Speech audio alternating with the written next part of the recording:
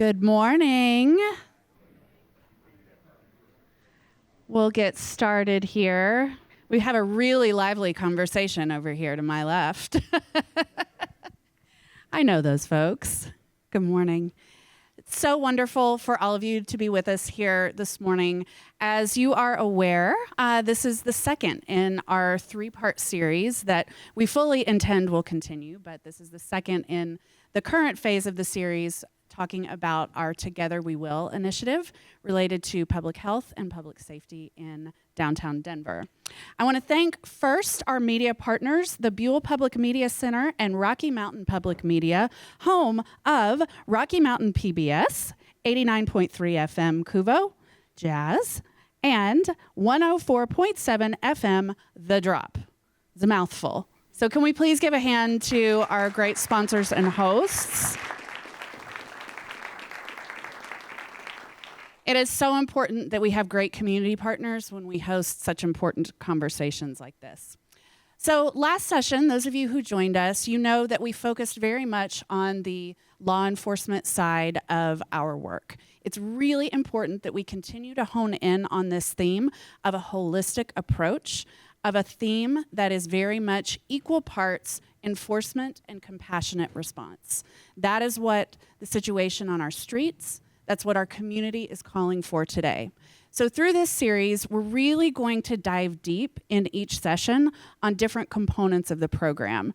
So I see Chief Fitzgerald there, right there in the middle. Thank you for joining us, sir. So it's really important that we continue to have this type of interaction and this type of dialogue. So today, we're going to focus more on the outreach, engagement, and health and human services side of the equation. We're going to talk about today's mental health challenges, substance misuse, and the response as a part, again, of this very holistic and multidisciplinary approach. So I want to just kind of take a quick step back before we dive too far into the program. I see a few fresh faces. I see many who've been engaged from day one. We launched this initiative in November of last year, so we have been pushing very hard, keeping our foot on the gas. But for those of you who are new, I'll just very briefly take a step back and describe what the Together We Will initiative is. So this is really a coming together of two parts, of community partners as well as what we call our action partners. And all parties have committed to very specific initiatives. We've all committed to additional resources in a very concerted and coordinated way to move really our community forward, to make lasting impact. Long-term, both immediate and long-term solutions, right? Because they need to go hand in hand. So you can see here some of the specifics, what we have all pledged as a part of this initiative. And one of the things that I will continue to reiterate, that this isn't a task force for 6 weeks. This isn't a 90-day initiative. This is ongoing. This is absolutely critical that whether you are working with us on the advocacy side or on the action side, that we remain committed until the job is done, and then we commit again, right? We have to stay very, very on top of what's happening in our community for our community. So in terms of our action partners, you can see here, again, these are folks, these are institutions, these are organizations that are making a difference in the field from a tactical response perspective, committing resources every day to make a difference. We have the Downtown Denver Partnership, specifically through our Business Improvement District services with our security and our maintenance teams. Of course, the City and County of Denver, RTD, Denver PD, the U.S. Attorney for the State of Colorado, and the Attorney General, all very much committed to this effort. Our advocacy partners, you can see here, we are now up to more than 40 advocacy partners. Organizations like the Downtown Denver Partnership, individuals, our neighborhood organizations, as well as private companies who have said, we will speak with one voice, we will support our law enforcement partners, and we will commit our time and our resources to our social service partners who are helping people every day. Incredible to see the amount of support that we have in the community. One of the signature programs of Together We Will is what we call our Downtown Action Team. We're going to talk more about that today, and Ryan's going to give you some updates. This is a fantastic example of how coming together in a very concerted and specific way makes a difference. Individuals from everyone represented here are deploying in our most vulnerable areas of downtown multiple times a week together. So we have that coordinated approach. We have that holistic approach. What we are experiencing in our city is individual. It's human, and it takes that kind of approach. So with this coordinated team, we're able to go out, engage individuals, understand their challenges, and be able to address, is this a law enforcement issue? Is this someone who has criminal intent or intent to harm? Then there's a path. Is this someone who is in crisis and willing to receive services, beginning to build trust so that that long-term solution can move forward? Because of these partners working together, that's how we're finding success.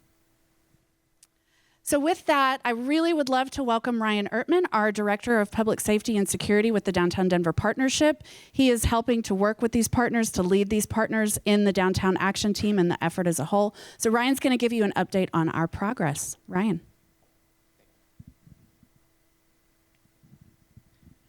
Thank you, Courtney. I really appreciate the summary there. That was good. It took half of my speech. We get more time for the speakers. Thank you all for being here. This is very critical that we have the engagement that we do have and your vested interest in the safety and security of our community. So I appreciate you all being here and taking the time. Since our last visit, the numbers have increased substantially. Most of that substantial increase has been because of our additional efforts and our slight pivot over to the Colfax and Broadway area. We knew that this area was going to be more resource intensive. It is there's a lot more contacts, a lot more people, and a lot more opportunities for assistance in this area. So we did know that it was going to increase, but it just went above and beyond my expectations. One of the things that February brought us as well is it brought us a lot of cold temperatures. It was very cold for a very long period of time, and it impacted not only us, not only our outreach workers, but it impacted everybody on the street. And that changed, and it obviously it is impacted in these numbers. The first number that it made a significant impact on is the work that Dottie was doing. We made increases in these areas, but not as much as we had been. We had been seeing thousands and thousands of square feet and washed and painted, and it was huge on a weekly basis. But when it's that cold, they can't get out, they can't paint, they can't spray, they can't flush alleyways. So we didn't see as big of an increase on our square footage, but we did see some movement. And the good thing is we did see some areas, and we were able to see how long we were going to be able to go without the additional graffiti and the additional trash in the alleyways, things like that. So it did show us that we're making some progress. We are moving forward. Our biggest number of increase was in our contacts. This was almost 300 more than a month ago when we did our first session. Huge increase. This was, again, based on the work that we've been doing over at Colfax and Broadway. Lots more opportunities for contacts, lots more opportunities for assistance. Referrals to treatment, and again, direct connection to support. This was another area where we also increased substantially. If you remember, I think the direct connections to support was 8 on our first session, and we obviously went way above that. Going back to our efforts on Colfax and Broadway, you could talk about the opportunities we've had to refer, the things that we've been able to do in that area and get people to services. And that is exactly what happened. We saw we saw getting people to the Aid Center, the Solution Center, various, the Denver Rescue Mission, the Samaritan House, the hospital. All those people saw our work, and we were able to get people to those services. It made an amazing difference, and I'm very grateful for all that work. Really cool stuff, and honestly, in my opinion, some life-saving efforts that were done by our outreach team during this cold weather snap, and these connections to support, because the numbers that are not reported in there were just when somebody didn't want services and we couldn't give them anything, we couldn't help them in any way, but the only thing we could get them was a ride to a warming shelter.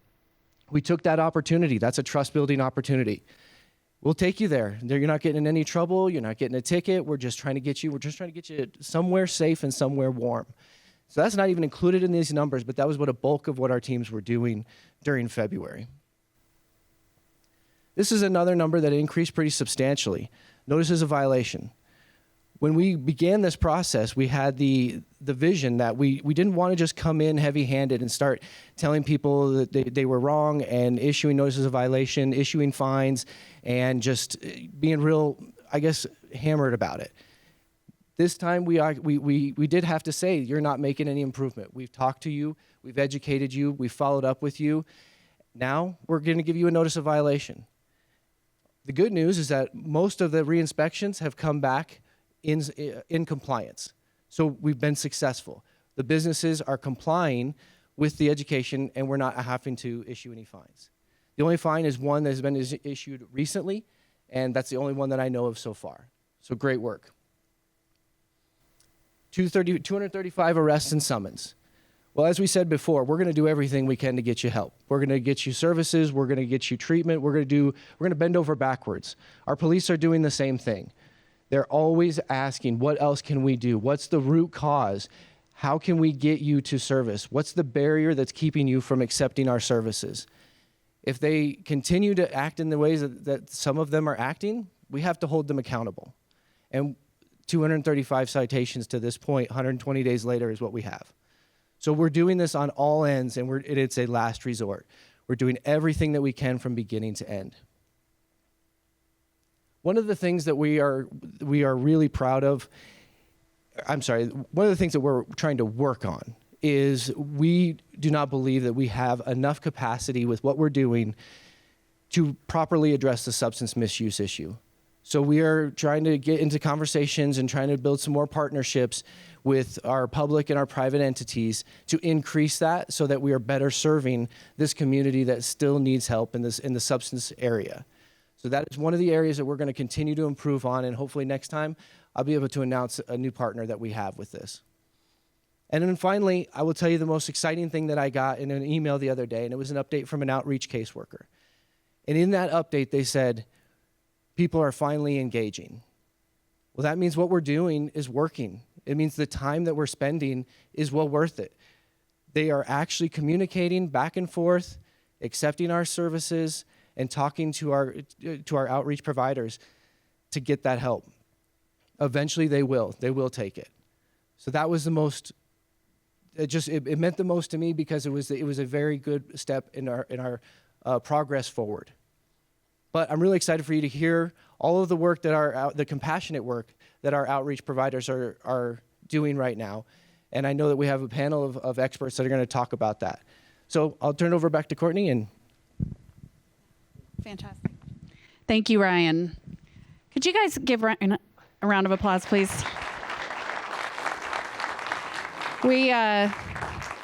He's come in at not even a year with the Downtown Denver Partnership and really making a difference every day. So if I could ask our panelists to come join me up here, please. We have Evan Dreyer, Deputy Chief of Staff and Chief Strategy Officer from the Mayor's Office. Mandy Feigl, Outreach Case Coordinator Supervisor, Denver Police Department. Chris Richardson, Associate Director of Clinical Services with WellPower. Laura Meinhold, Executive Director, Caring for Denver Foundation. And Tristan Sanders, Director of Community and Behavioral Health, City and County of Denver. So welcome. Thank you all for being here today. We greatly, greatly appreciate it. I'm going to start with just a very simple question.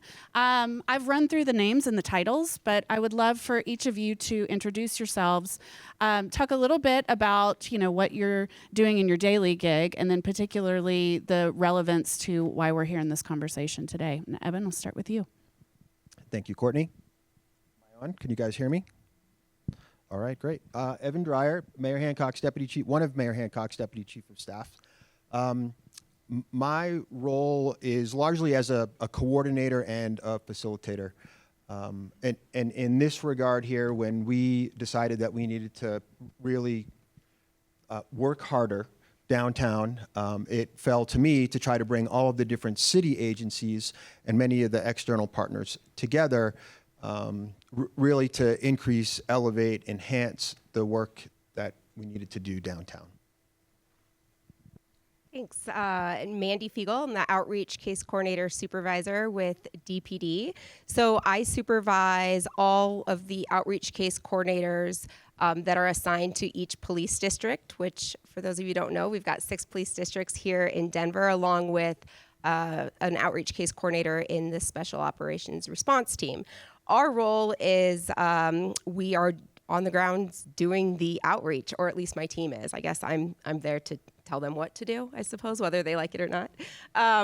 So on Monday, Wednesday, and Friday mornings, we've got a rotating schedule, and an outreach case coordinator is there, boots on the ground, and offering those resources to our individuals. And like Ryan said, we're really seeing some success, so I'm excited to share more about that.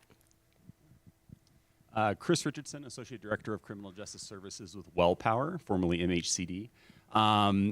My role is I oversee our clinician programs that are more crisis-oriented. So our co-responder program that partners law enforcement with a social worker and really embeds them on how do we respond to crisis in a more efficient, trauma-informed manner. Our co-responders kind of cover the gamut of different access points between Denver Police Department, Denver Fire, Sheriff, our partnership with RTD, Auraria Campus, our new Park Ranger program, and then oversee our STAR program, which is more of the civilian-based response that is sending civilians to lower-level 911 calls and being able to support that person and getting them to the services that they need. And as it relates to the data, and kind of Ryan touched on it, is we're there to support individuals that are on the street, the OCCs that are engaging individuals. And when they're talking with people and individuals are saying, I'm ready to make a change, or I need support now, or I need that additional, being able to tap in STAR then as that resource to get that person to that specific location, whether that's the solution center, whether that's treatment, whatever that might be,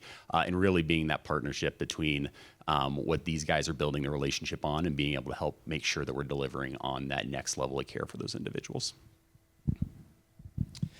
Good morning, Tristan Sanders. I'm the Director for Community and Behavioral Health at the Denver Department of Public Health and Environment in the city. And in our division, we manage behavioral health strategies on behalf of the city. So we hold many of the contracts for a lot of the work that is being described up here. We manage the Behavioral Health Solution Center contract that WellPower operates. We hold the contracts for the Support Team Assisted Response, STAR program. We also have substance use navigators that specifically have been deployed for the Downtown Action Team work. And so these are folks that are able to connect with individuals that have substance use issues and be sure to understand what's happening and actually refer them to where they might need to go or want to go. To everyone's point, it's important that we build those relationships. Our substance use navigators know many folks out there by name and know their situations more intimately than a lot of folks might think. And that's important for being able to get people to resources that they might need.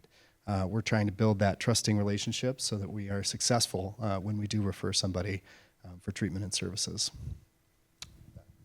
Lorez Meinhold, I'm the Executive Director for Caring for Denver Foundation. We were the foundation that was created by and for Denver.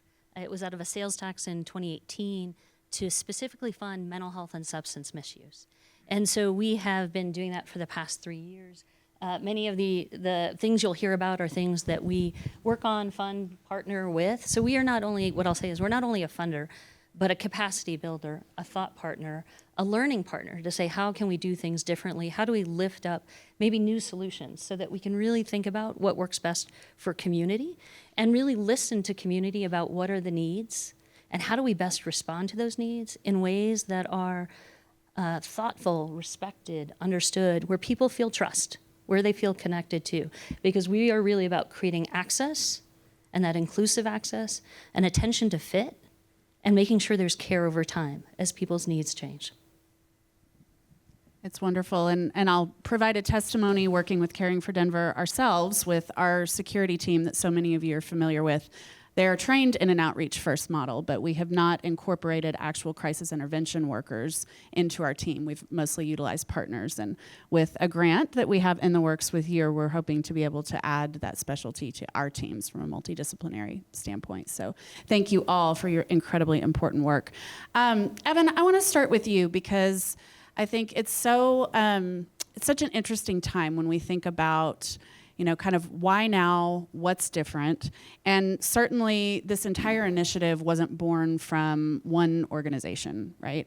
I remember the moment in time when we were speaking with so many as the partnership, so many of you, with this call to action. What can we do? What can we say? How do we work together? And at the same time, you and Chief Thomas were strategizing on maybe new and different ways to approach it. So can you talk a little bit about the genesis of that support and how it came together from the city side, and what you think is different now from some of the other things that have been tried recently? Yeah, I think the why now question, so much of this stems from the after effects of the pandemic and the effects of the pandemic.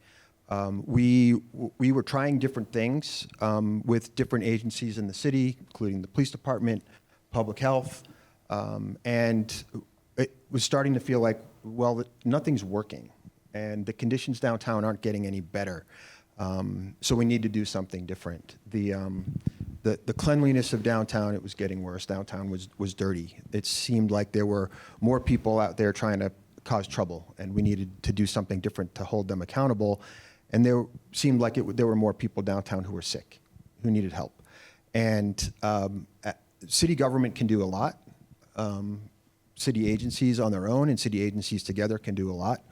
But we are better when we are all together as a community. And so that really was the impetus for reaching out more broadly and saying, together, we have got to work on improving the conditions downtown, or we are going to lose downtown. And that is an unacceptable outcome. And so that really was the impetus for us all trying to come together to work harder. And we are so grateful for that. Another, I think, really important component, and I said this in the beginning, the importance of the individualized perspectives, because every human being who's experiencing a crisis in our streets has a different root cause and a different situation. So I would love to just really go down the line, and from each of your perspectives and specialties, what are you seeing? Talk about the realities of what we're seeing in downtown right now and the types of solutions that you're each bringing forward. Yeah, so, what we're seeing is there are folks that are needing help. The outreach case coordinators, like I said, are continuing to go down and building those relationships. Just from the numbers that they're reporting back to me, we are seeing a decreased amount of folks, and just that relationship building. Last time I was here, I had a question that someone had asked, what do you see as success? And that's such a hard question because success is measured in so many different ways. And I've had this conversation with Ryan. The outreach case coordinators are doing something as simple as giving a bus ticket or hand warmers to, we've had an outreach case coordinator be able to pay and help someone get back home to New York City. So success there is hand warmers. Maybe that person's hands don't freeze that day, right? That's success. Or success is getting someone reunited with their family. So it's measured in so many different ways. A simple bus ticket can help someone get to a shelter. Also, it's difficult to track outcomes because we are seeing a decreased amount of people. So I'd like to think that we've got an outreach case coordinator, gives someone some resources on a shelter, gives a bus ticket. We don't see that person again. We weren't able to track what happened. However, maybe they took that resource and now are in a treatment center, but we have no proof of that. So when you see those numbers, I honestly believe it's even more than are being reported. I think what we're seeing more and more is individuals telling us what their need is by their story. being able to understand a little bit, especially on the mental health and substance use side, that a lot of that stigma still exists around mental health and substance use, that it is, if you want to get better in mental health, you go and take meds, and that's the only solve for it. And being able to educate people that it doesn't have to be that way, that sometimes it is just having a support network. It's having a place you can go. It's having a social group that understands what you might be going through in the same capacity. That it's not the standard hospital system that is someone shows up, gives you meds, walks away, and you're in your isolation. It can be more than that. Same with substance use. It's not a, you get into this treatment, all of a sudden the expectation is you're going to be abstinent and there is no more use. That it is a journey and that we'll walk alongside you. And I think that humanistic approach of how you talk to people about that can really transform their thoughts around what accessing support might look like. And we see more change from those individuals that are just like, wait, so I can go into mental health treatment. I don't have to take meds, but I get that option. Or I can see a therapist, but I don't have to. I can just do case management, or maybe I just want to do employment. It really can be an eye-opening thing, especially when their goal may not align immediately with, ooh, I think this might be more mental health, that would be better. If they're telling me, I actually want to get a job, like use that as the way to get them interested in that next treatment, get them foot in the door to be able to start talking about different things. I think that's the most impactful thing that we've seen, is that people, that concept of people saying that they're service resistant or treatment resistant, people tell us what they want. We just need to be better at listening, and how do we help provide that to them? And I think that's what we're being able to provide those individuals that are in that area. I think it's fair to say that the issues we're seeing around mental health and substance use are much more acute and also much more varied. And for that reason, we focus a lot on being able to provide the right response at the right time in the right way.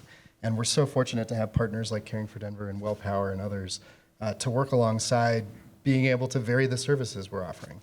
And so whether somebody's in crisis and we're able to bring a STAR van there to de-escalate the situation and get somebody to where they need to be, or somebody's not necessarily in crisis but needs more intentional help, that we're able to spend the time, have the right people with the right skills to learn what their story is, understand what to your point earlier, what the root causes of what's going on is happening, and how we can get them to something that not only are they needing, but they're willing to accept.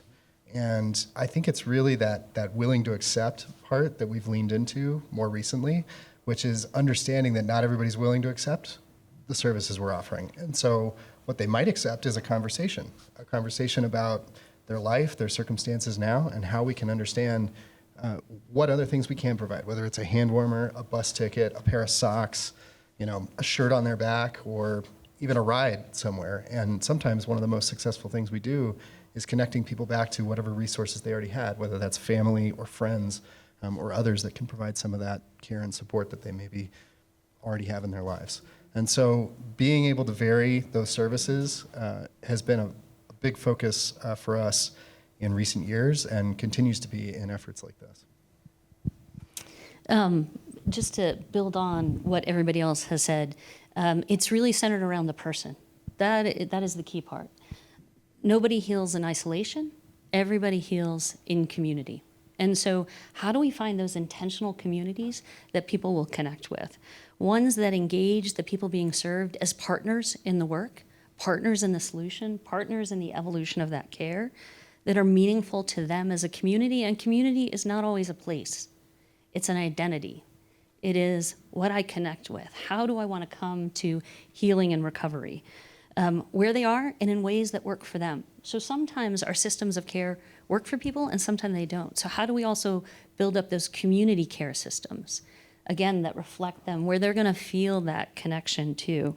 We partner with organizations, co-locate in places where people might be also getting other services, whether that's healthcare services, whether that's employment services. So if people are already there and we don't have to help people navigate so many different systems, it's much easier to accept that.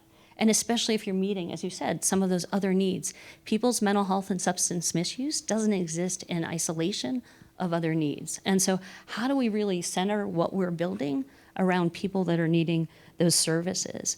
And then we need more between that crisis and that community stability. And so how do we really think about those levels of care? Because these are lifelong. It is not a one and done.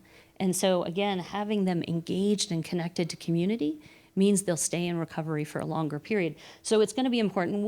I'll talk about those measures of improved mental health, reduced substance misuse. But if I only talk about that, I'm doing a disservice. I need to talk about engagement. I need to talk about reduction of stigma. I need to talk about building up skills and resilience, because that's what's going to keep those numbers of improved mental health and reduced substance misuse in the long term high.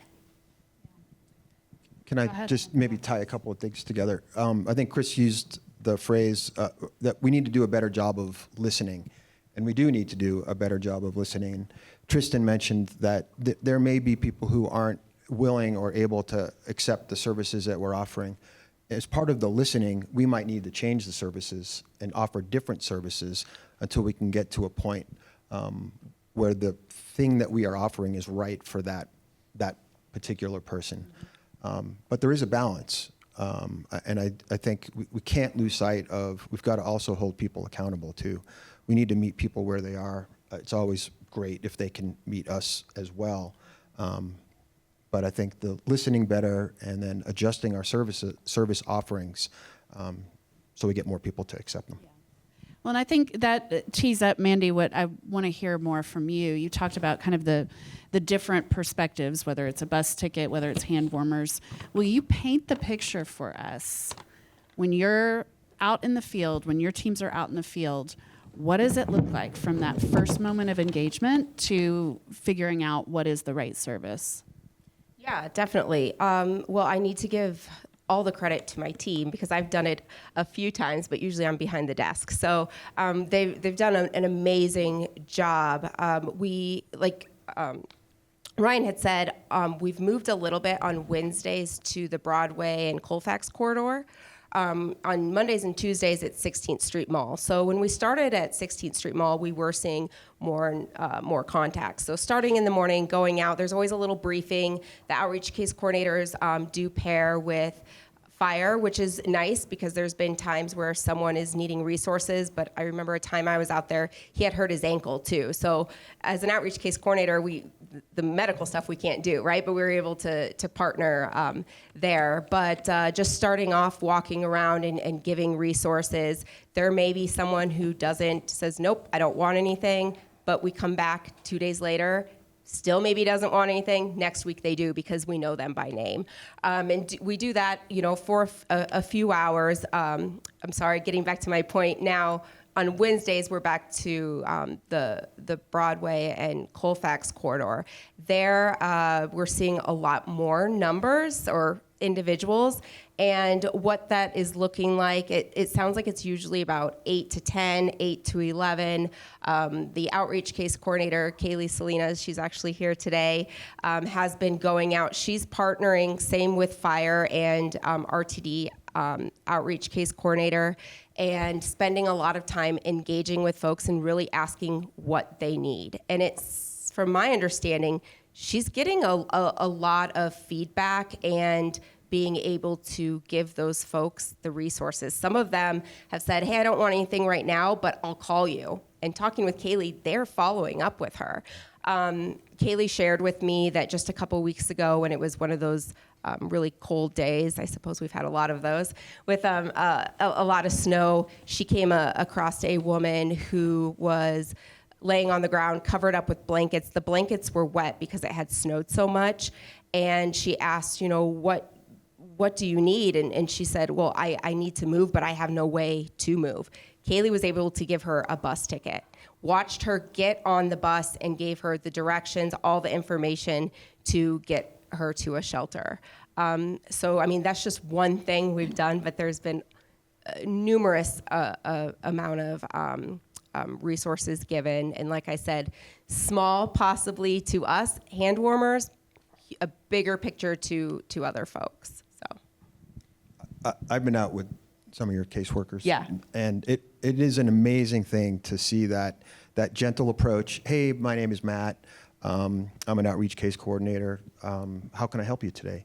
And it often ends in a success story like that, getting somebody out of the cold, reuniting them with family, getting someone on a bus to someplace better. It is the most amazing work. And the fact that these individuals are willing to say, maybe, hey, I don't want to talk to you right now, but I'll give you a call, and they are, that's showing trust right there, which is pretty amazing. It's really incredible. And, you know, Chris and Tristan, I'd love for you to kind of speak to, there's a reality of what we're seeing in terms of mental health and substance misuse and those who are in crisis and the behaviors that are exhibited. So when we think about this holistic perspective, there are cases where it's a clear-cut law enforcement case. There are others where someone is having a very visceral and visible breakdown on our streets that's frightening people. We have an audience today of people who work downtown every day, who live downtown. How can we be your most effective partners? And what would your advice be when we observe those types of cases?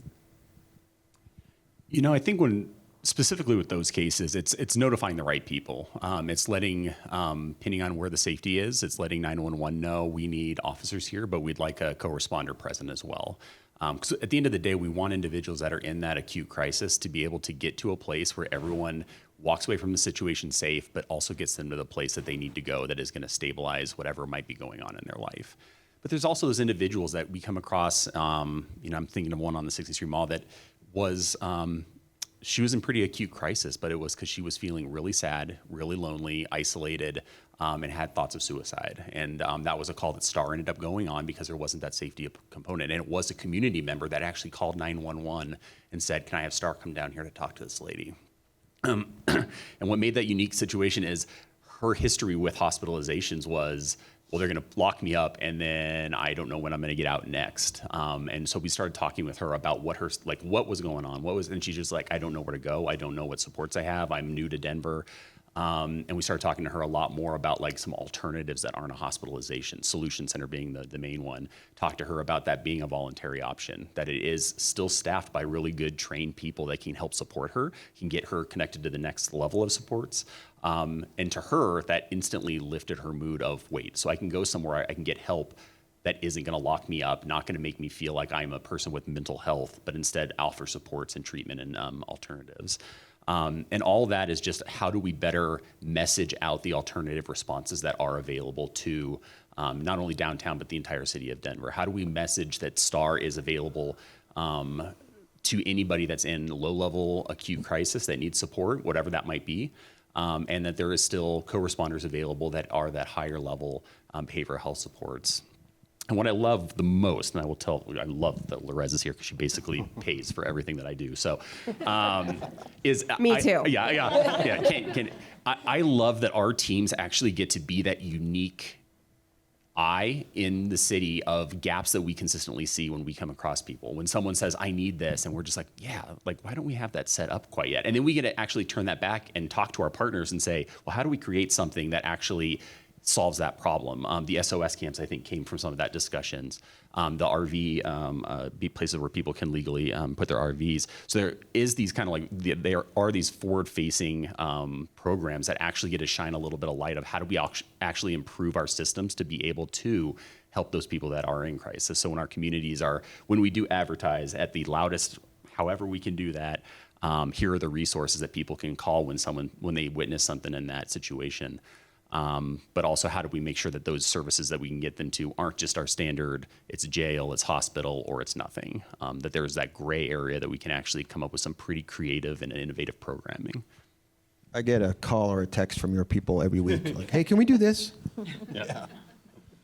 I would just add, back to your question of what can be done. I mean, it's very simple. If you see something, say something, call 911. I mean, we've done a lot of work on the back end through triaging calls into 911 to ensure that the right response is going to be going out.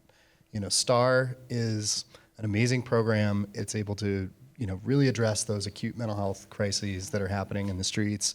It's not necessarily that person that you might be calling about is going to get arrested or is going to have interaction with the police. They may, if that's what's needed, but more than likely they're going to be able to talk to a mental health clinician and get a reasonable assessment and hopefully get offered the resources they might need. We've done so much work to ensure that the people that are going out and responding in those situations have a variety of resources that they can refer to. Chris mentioned the Behavioral Health Solution Center. It's an alternative. option. It's voluntary, and it includes everything from 7-day crisis stabilization up to a 30-day sheltering.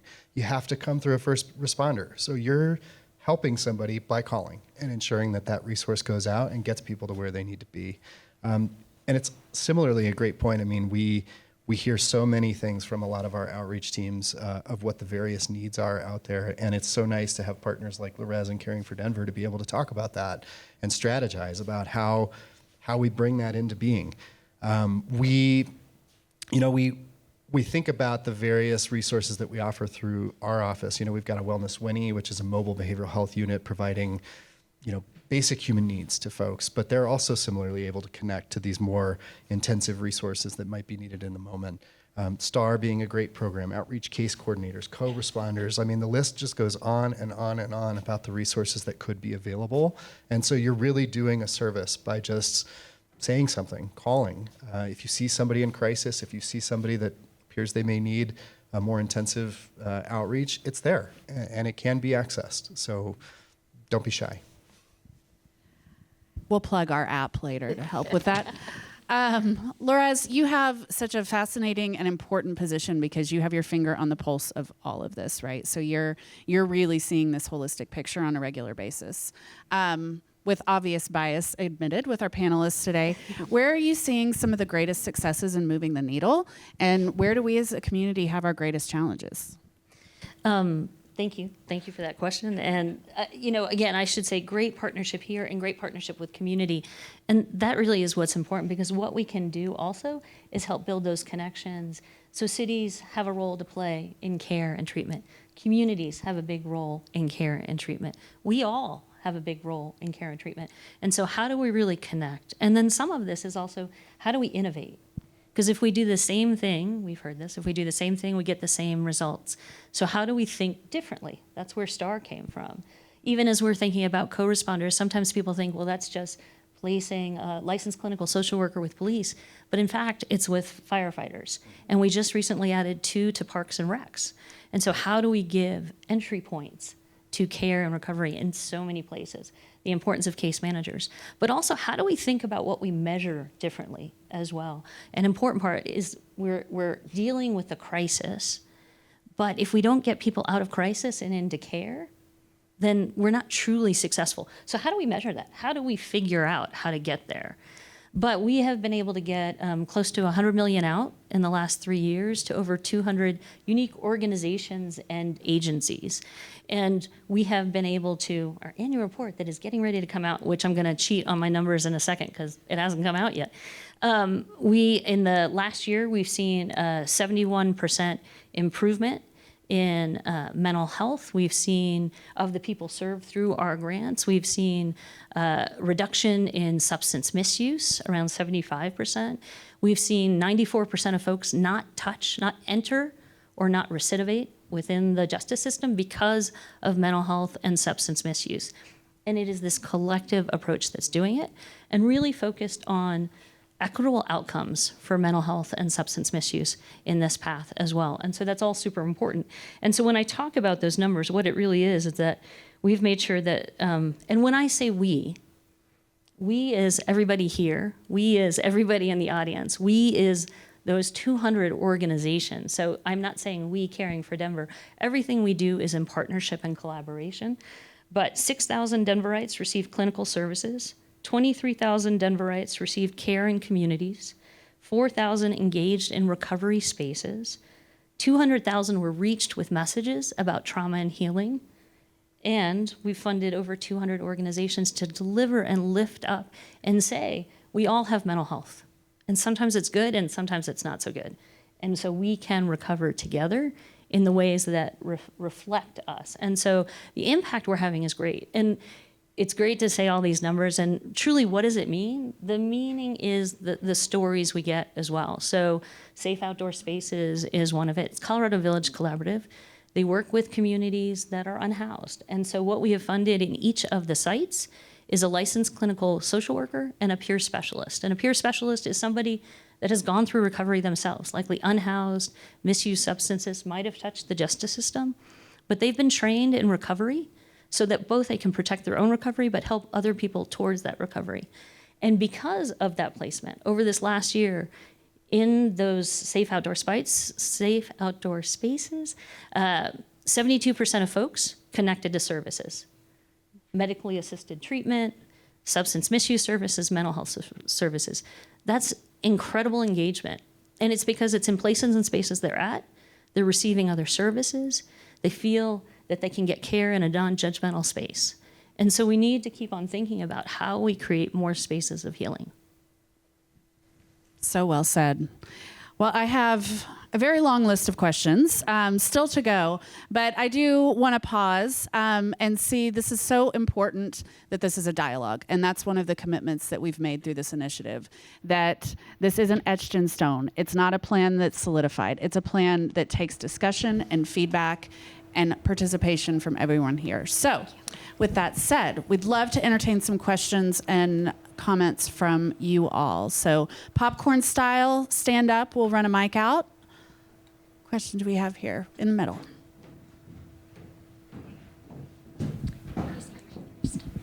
Hi, I'm Alyssa with Civic Center Plaza, right on the corner of Colfax and Broadway. And I want to say that over the past 6 months, we have seen a major improvement in the amount of activity we've had in and around the building itself. And I did want to ask, is there something that we can do as property owners to help get the information to the resources available to the people that are coming onto the property? The city definitely has some source guides that we can get you in front of everybody. It's a guide to different types of services as well. And thank you for pointing out the improvement. I think that corner has been one of the most troublesome areas in all of downtown for a long time. And it does take a significant concerted effort. I think pivoting the downtown action team to that area was not part of the original plan, but it had to happen. How are y'all? Thank you for being here and for all the work you're doing. I'm Stephen Shepard with BOMA Denver Metro. And one of the questions I have is, what happens to someone who refuses services but is obviously someone that is not capable of making decisions, whether they're because of their mental state, because of their, they're in a drug-induced situation or things like that. What can you do to ensure that, because it's not humanity is not there when they're kind of can't make that decision to seek the resources that y'all have, and they need them, right? I think we use the tools that we have available in the system that we have available. So we would always assess someone whether or not they meet a grave disability threshold. And based on that, determine if we need to actually take an intervention that actually gets them to a place that is more stabilizing, typically a hospital setting.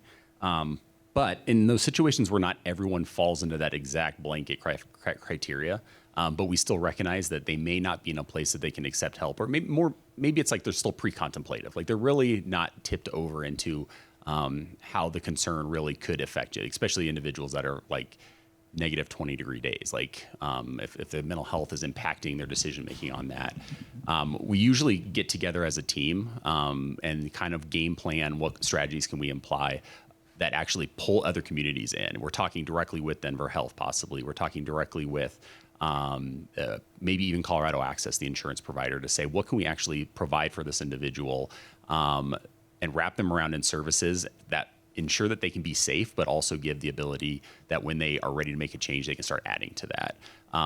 Not a perfect system, but it gives people that at least we want everyone to be voluntary, and we also want to make sure that they have safety nets attached to them should they not be ready to make those changes.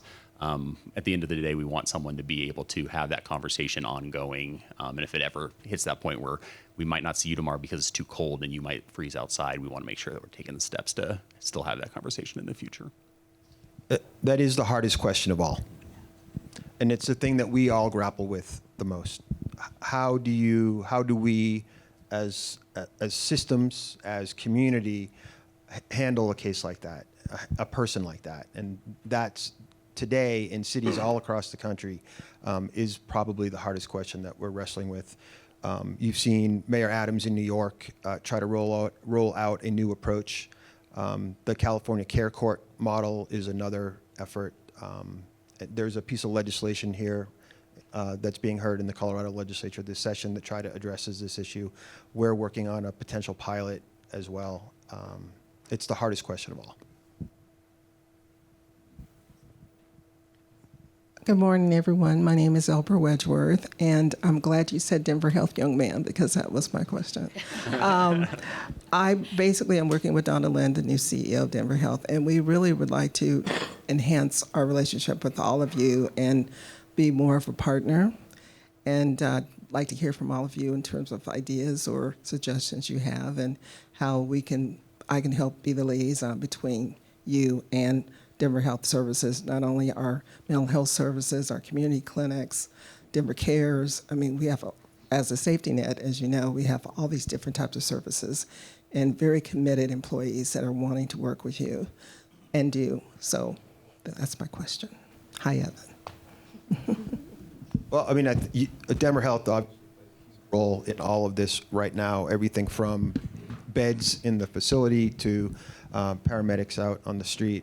And I think having a new leader in the form of Donna Lynn is great. And so we will take you up on that offer. We're already talking to you all about how we can enhance and increase services, particularly when it comes to serving people on the street. I'll just add, Albert, good to see you again. We already work with Denver Health in so many different ways. I mean, I think it's really about improving on what we're already doing. You know, you mentioned Denver Cares, STAR. Denver Health is an important partner in STAR. I think there's ways that we can expand on what we're already doing, and we're already in discussions about that. I echo Evan's sentiments. You know, it's great to have Donna Lynn here. I used to work with her at Kaiser, actually. She's phenomenal. And, you know, I welcome the conversation about how we can continue to build on what's already in place, but already such a trusted partner that we work with in many different ways. So thanks. And I'll just add, Denver Health has been a funded partner as well, have an amazing, the school programming, I can't remember the name right now, the in-school programming. We've added capacity around mental health. We've added capacity around prenatal screening for substance misuse, in conversations with Dr. Thurstone around workforce, because we know that's an ever-growing issue. So part of the challenge I know that Denver Health struggles with is they can't keep all their beds open if they don't have the workforce. So how do we think about pipelines that reflect community, and really think about how do we grow that capability so we can keep on funding positions and organizations, but if there's nobody to step in, that's a challenge. So there's many ways we look to continue to partner with Denver Health, but Denver Health is a key partner and player in this mental health and substance misuse. And I think also needs additional resources so that they can serve and really think about how, I know one of the challenges in talking to Donna is sometimes you have people brought and you can't keep them, but you have nowhere to put them safely. And so again, it might be crisis, but then how do we get that connection to care? And so there's plenty of places that I think we can all continue to partner with.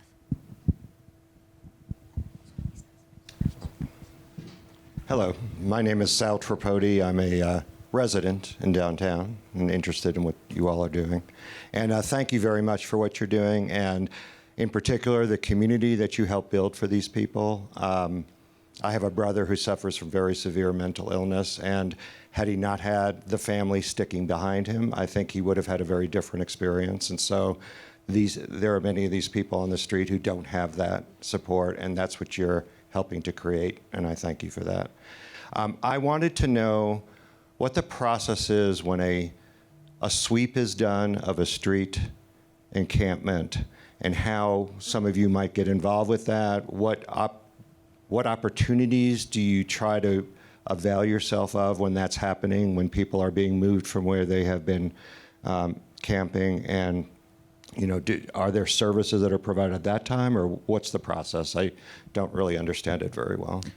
So when there is a large encampment, the city will come in and post a 7-day notice that encampment is going to be cleaned and closed in 7 days. And what has happened virtually every time prior to that posting of a 7-day notice is that outreach workers of all sorts, including from these organizations here are spending time in that encampment trying to connect folks who are living in that encampment to services and other types of settings, better settings, safer, more stable settings. Then there's a posting, and then that work continues. It intensifies over the next 7 days. And then on the day of the actual cleanup, outreach case coordinators, well power case coordinators, our early intervention teams, surge into an area and try to really make the connections happen on that day of the cleanup. So sort of a long-winded answer of saying, yes, services are offered repeatedly leading up to and on the day of a cleanup. And in some of these situations, especially as like our new housing systems kind of get created, social impact bond, the CIPRA, I think there's a Swishy grant that's currently out. It's individuals that have already been identified as, hey, we have housing for these, but we can't find them. And then these teams really can be the eyes on the ground that have a list of people that it's like, hey, we just get to give you the greatest news on the face of the planet, and we just happen to come across you right now. It's just, those are the moments where we actually get to tie some of these systems together and be the bearer of good news, and then actually get those individuals. And I think on the encampments or the sweeps that we are on, we're actually encountering those more often than not, where we find the person that someone's been looking for forever, and then it's connecting them to that service, and then they're getting housed, then they're getting wraparound services attached to it. And in in past history, there wasn't any of those connection points. It was still, where's Waldo, finding someone, a needle in a haystack. So I think as we kind of improve some of those things, we're going to continually use these teams to be the middle to get everyone to the right place that is service connections. And I'll piggyback on that. We see that too. We'll get a list, and if someone doesn't have a phone, which we see a lot of times people who do have phones get them stolen or they can't afford one, there is no way for these housing complexes to get a hold of them. So if we have a list, we can be that connector, which is awesome. Kaylee, who obviously needs a raise because I keep bringing her up, actually was working with a woman in a shelter, and they were, discussing her getting housing. And Kaylee, they didn't have a way to connect other than Kaylee going to the shelter all the time. So with some limited funds that we have, Kaylee was able to get her a phone. She turned her phone on and found out she had a Section 8 voucher and had no idea, and wouldn't have known that without our, the help of just that communication. So like Chris said, just us being that connecting person has been really, really great. Absolutely incredible. Well, we are actually out of time. I'm getting the little sign down here.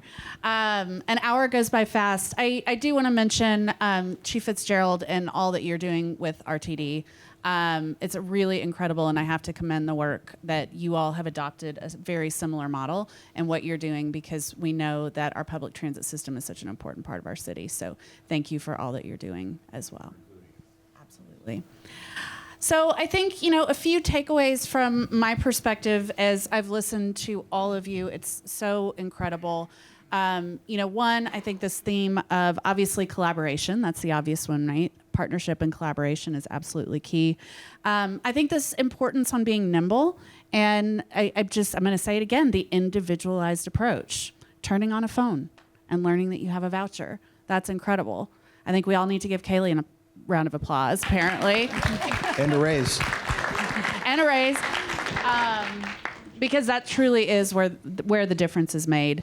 And I think in terms of what we can all do to continue to support all of this important work, one, I would beg of you, talk about it at dinner parties, with your teams. Talk about the work that's being done, the action. I find so often that defining the they, what are they doing about it, really helps to empower our community to get involved. So talk about this work, learn about it, learn how to be an active participant. Laura, as you said it so well, we are all a part of the solutions here. And that's really what Together We Will is all about, how we can all be a part of the solutions moving forward. So thank you all for joining us. This is the plug I promised you. We have an app, our Clean and Safe app. That was another theme today. If you see something, say something. So when you're in the downtown area, you can use that app that goes directly to our dispatch team, to Sir Ryan over here, who's helping to ensure that if it's our teams who can respond, we are there in a hurry. And if it's another team, we are in close contact with PD and all of our social service partners as well. So please make sure that you download and utilize that app. Session 3 will be coming up in April.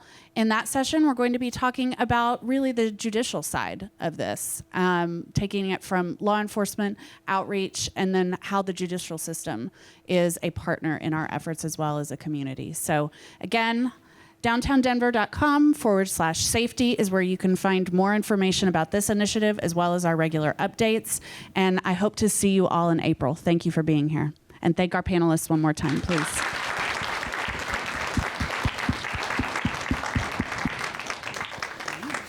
Thank you. The end. Great job to all.